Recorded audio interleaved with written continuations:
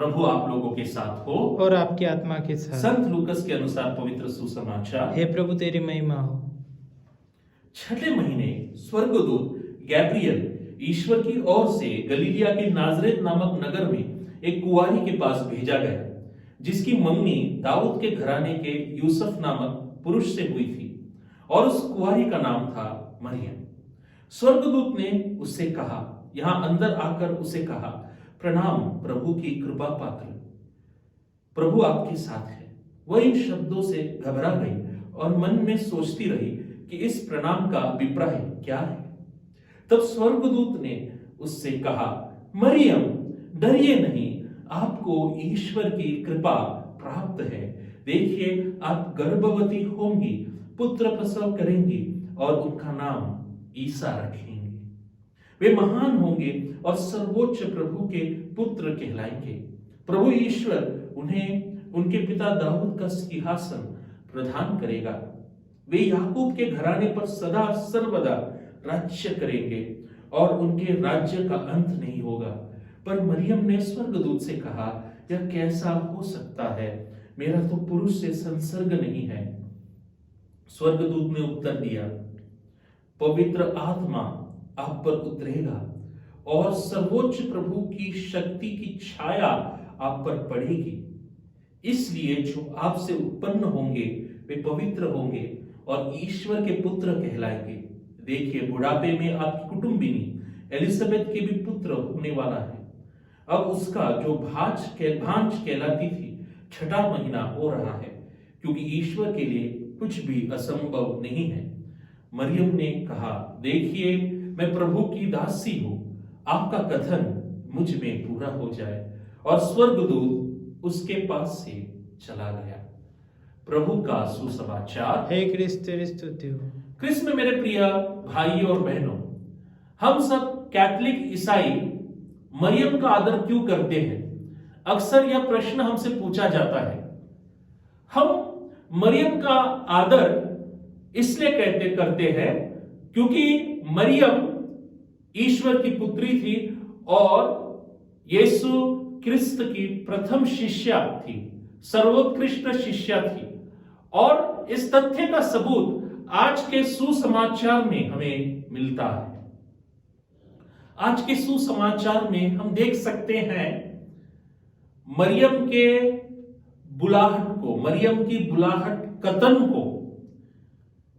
मरियम कुछ तैयारी में नहीं थी, कुछ आध्यात्मिक तैयारी नहीं कर रही थी। अचानक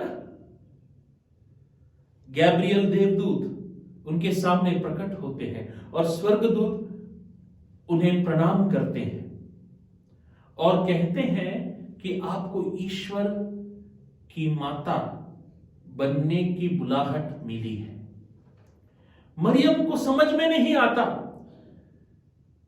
वे कहती है कैसे हो सकता है। वे अपनी दुर्बलता को प्रकट करती है।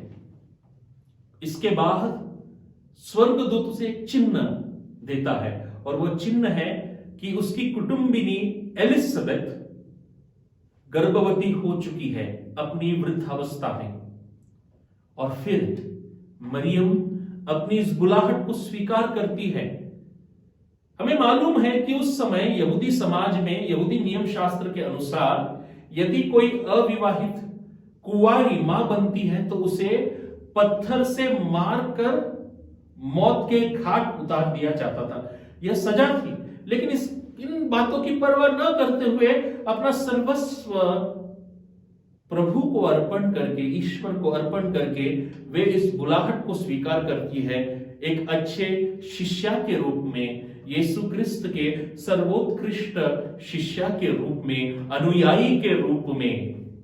हम मरियम का बहुमान, सम्मान, आदर इसलिए नहीं करते कि वे वेलांकनी में प्रकट हुई या विभिन्न ठिकानों में, स्थानों में प्रकट हुई, फातिमा में प्रकट हुई। नहीं, हम उनकी मध्यस्थी की याचना इसलिए करते हैं क्योंकि वे यीशु क्रिस्त के सर्वोत्कृष्ट शिष्या थी। और उनकी बुलाहट कथन में हम इस तथ्य को देख सकते हैं। यदि हम पुराने नियम में जाएंगे तो मूसा की बुलाहट में भी हम समानताएं देख सकते हैं, इब्राहिम की बुलाहट में भी हम समानताएं देख सकते हैं। इब्राहिम को परमेश्वर बुलाता है, बुलाहट देता है और कहता है कि तुम्हें अपना स्वदेश छोड़कर जाना होगा। इब्राहिम तैयार नहीं होता, वो सोचता है क्या कैसी बुलाहट है, लेकिन अंत में जब प्रभु से चिन्ह देता है, वो चिन्ह क्या है कि तुम्हारे वंशज आकाश के तारों की तरह होंगे। अपना सर्वस्व अर्पण करके वह प्रभु के आज्ञाओं के अनुसार अपना स्वदेश छोड़कर कानान देश की ओर जाता है। समानताएं हम मूसा के बुलाहट कथन में भी देख सकते हैं। इसीलिए इन महापुरुषों ने, इन नायकों ने इज़राइल के हमारे इस तारण इतिहास में, मुक्ति के इतिहास में इन्होंने महत्वपूर्ण भूमिका निभाई है। लेकिन उन सबसे कहीं गुना ज्यादा मरियम एक शक्तिशाली और सर्वोत्कृष्ट उत्तम भूमिका निभाती है। वो भूमिका है केवल इज़राइल की मुक्ति नहीं, राष्ट्र बनाना नहीं, बल्कि इस समुच्चय जगत के मुक्ति दाता की मां बनने की बुलाहट।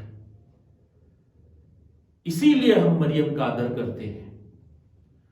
और क्योंकि उनकी बुलाहट इतना पवित्र बुलाहट थी, निर्मल बुलाहट थी, प्रभु परमेश्वर ने उनके गर्भधारण के समय उनके आत्मा को आदि पाप से दूर रखा।